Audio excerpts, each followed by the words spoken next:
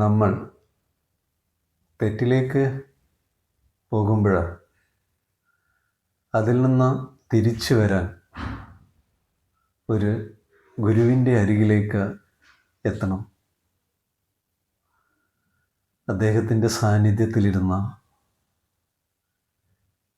അദ്ദേഹം നമുക്ക് പകർന്നു നൽകുന്ന ജ്ഞാനം കേൾക്കണം. ആ ജ്ഞാനത്തിൽ നമ്മൾ ജീവിക്കണം. അങ്ങനെ നമ്മൾ ജീവിക്കാൻ തുടങ്ങുമ്പോൾ നമുക്ക് നമ്മുടെ ഉള്ളിലുള്ള കരുണ, സ്നേഹം, ദയ, നന്മ ഇവയെ ഉണർത്താൻ കഴിയും.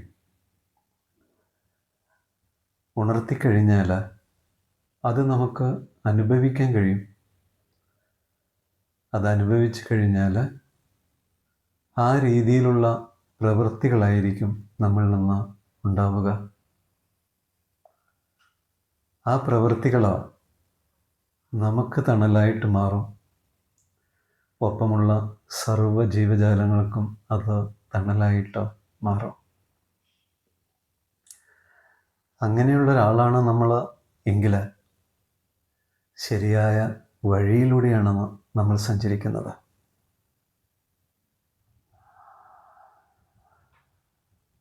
അതുകൊണ്ടാണ് പുണ്യാത്മാക്കൾ പറയുന്നത്, നല്ലവരും സത്യസന്ധത നിറഞ്ഞവരുമായിട്ടാണ് നമ്മൾ സൗഹൃദം ഉണ്ടാക്കേണ്ടത്, സൗഹൃദം നിലനിർത്തേണ്ടത്. ദുഷ്ടരും കാപഢ്യം നിറഞ്ഞവരുമായിട്ട് നമ്മൾ സൗഹൃദം ഉണ്ടാക്കാതിരിക്കാൻ ശ്രദ്ധിക്കണം. ആ സൗഹൃദം നിലനിർത്തിക്കൊണ്ടു പോകരുത്.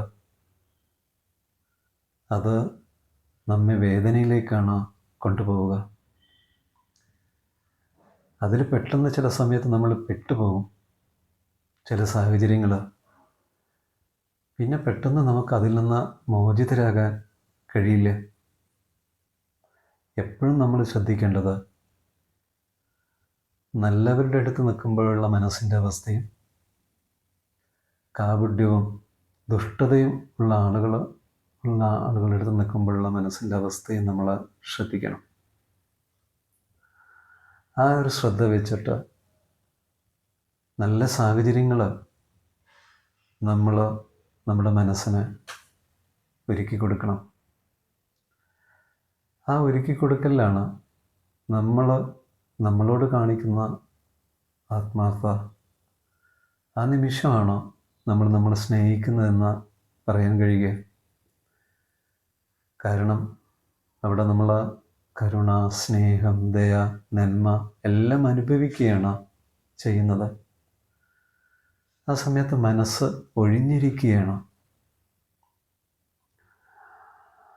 അതായത് നമ്മൾ തെറ്റിലേക്ക് പോകുമ്പോൾ ശാസിക്കാനും ഉപദേശിക്കാനും നല്ലത് പറഞ്ഞു തരാനും നമുക്കൊരാൾ വേണം.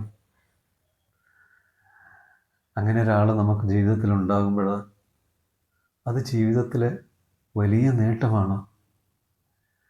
വേദനയില്ലാതെ നമുക്ക് ജീവിക്കാൻ സാധിക്കും.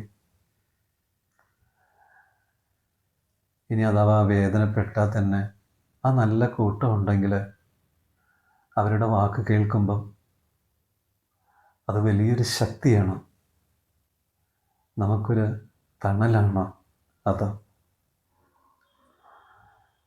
ഒരു കൃഷിക്കാരൻ തൻ്റെ കൃഷിയിടത്തേക്ക് വെള്ളം ശരിയായ രീതിയിൽ വിടുന്നത് പോലെ ഒരാശാരി ഒരു മരത്തിൽ നിന്ന് നല്ല രൂപം കൊത്തിയെടുക്കുന്നത് പോലെയാണ് ഒരു ഗുരു ആളുകളുടെ മനസ്സിനെ രൂപപ്പെടുന്നത്. ആ മനസ്സിൽ നിറഞ്ഞിരിക്കുന്ന വേണ്ടാത്ത എല്ലാം എടുത്തു കളഞ്ഞ് മനസ്സിനെ ശുദ്ധമാക്കി ശാന്തമാക്കുകയാണ് ചെയ്യുന്നത്. അങ്ങനെയുള്ള ഒരാളിലാണ് കരുണ, സ്നേഹം എല്ലാം നിറഞ്ഞിരിക്കുന്നത്. അങ്ങനെ നിറഞ്ഞിരിക്കുമ്പോൾ ആ രീതിയിലുള്ള പ്രവൃത്തികൾ അവരിൽ നിന്നുണ്ടാവും. അങ്ങനെയുള്ള ആളുകളാണ് നല്ലവർ എന്ന് പറയുന്നത്. അങ്ങനെയുള്ള ഒരാൾക്ക് ഏത് സാഹചര്യത്തിലൂടെയും കടന്നു പോകാൻ കഴിയും. ആരെന്ത് പറഞ്ഞാലും ഒന്നും അവർക്ക് ഏൽക്കില്ലേ. അതേപോലെ ആവശ്യമില്ലാത്ത സംഭാഷണങ്ങളിൽ അവർ ചെന്നുപെടില്ലേ. അതേപോലെ സുഖം, ദുഃഖം, ലാഭം, നഷ്ടം, ജയം, പരാജയം എല്ലാത്തിനെയും ഒരേപോലെയാണ് കാണുന്നത്. അവർക്ക് മുന്നിൽ പ്രതികൂല സാഹചര്യങ്ങളും അനുകൂല സാഹചര്യങ്ങളും ഒരേപോലെയാണ്. കാരണം അവർ കരുണ നിറഞ്ഞവരാണ്, സ്നേഹം നിറഞ്ഞവരാണ്, നന്മ നിറഞ്ഞവരാണ്. അവർ സമ്പത്ത് ആഗ്രഹിക്കില്ലേ? ആഗ്രഹങ്ങൾ അവരിൽ ഉണ്ടാവില്ലേ? അന്യായമായിട്ട് ഒന്നും നേടണമെന്ന് അവർക്കില്ലേ? അങ്ങനെയുള്ള ഒരാൾ പൂർണ്ണ സ്വാതന്ത്ര്യത്തിലേക്കാണ് പോയിക്കൊണ്ടിരിക്കുന്നത്. അങ്ങനെയുള്ള ഒരാൾ ഇരുട്ടിൽ നിന്ന് വെളിച്ചത്തിലേക്ക് വരികയാണ് ചെയ്യുന്നത്. അവർ എല്ലാവരെയും ഒന്നായിട്ടാണ് കാണുന്നത്.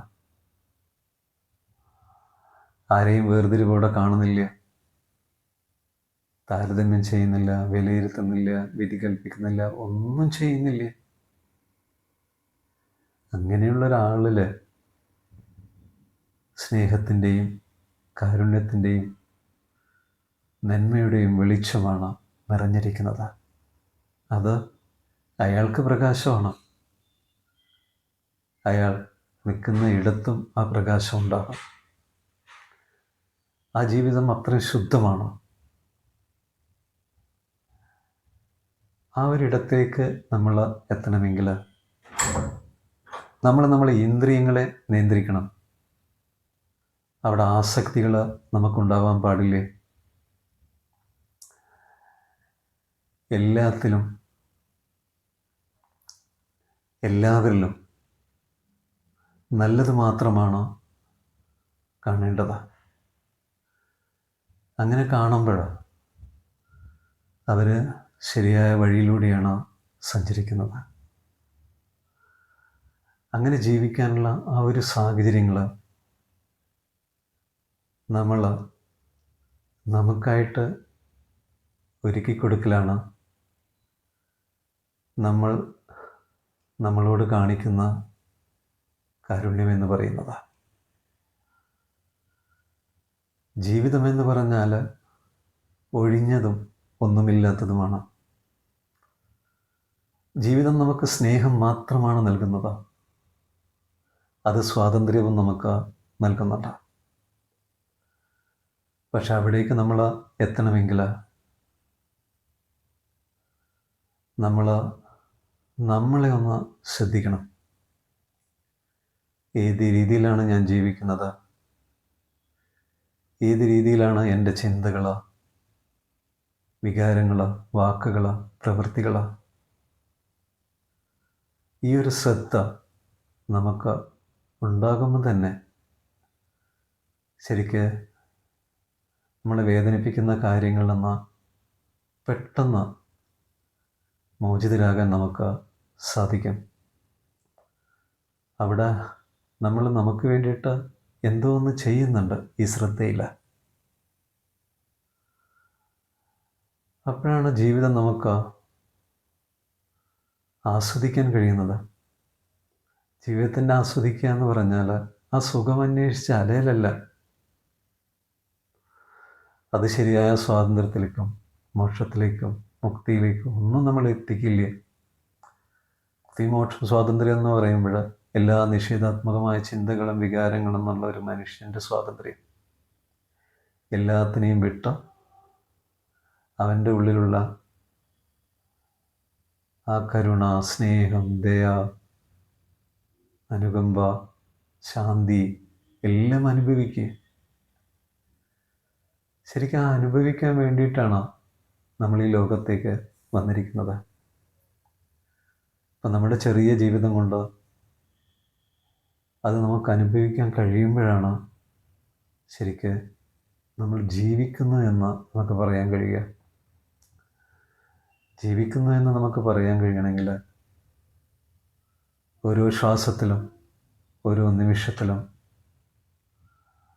ആ ഒരു ശാന്തിയും അതിൽ നിന്ന് കിട്ടുന്ന ആനന്ദവും അനുഭവിച്ച് ജീവിക്കാനാവണം. അങ്ങനെ നമ്മൾ ജീവിക്കാൻ തുടങ്ങുമ്പോൾ ജീവിതം നമുക്ക് ഭാരമായിട്ട് മാറില്ല. അതുകൊണ്ട് തന്നെ നമ്മൾ ജീവിതത്തെ വെറുക്കില്ലേ. നൈമിഷികമായിട്ടുള്ള സുഖമല്ല നമുക്ക് വേണ്ടത്. അത് നൈമിഷികമായ സുഖം ആണ് ഉള്ളതെങ്കിൽ, അതാണ് തരുന്നതെങ്കിൽ, അത് നൈമിഷികമായതുകൊണ്ട് തന്നെ അതപ്പം തന്നെ വിട്ടുപോകും നമ്മളെ. അപ്പം നമുക്ക് വേണ്ടത് സ്ഥായിയായിട്ട് സ്ഥിരമായ നമുക്കൊപ്പം ചേർന്ന് നിൽക്കുന്ന ആ ഒരു ശാന്തിയും ആനന്ദവുമാണ് നമുക്ക് അനുഭവിക്കേണ്ടത്. അങ്ങനെ നമുക്ക് അനുഭവിക്കാൻ കഴിയട്ടെ എന്നുള്ള പ്രാർത്ഥനയോടെ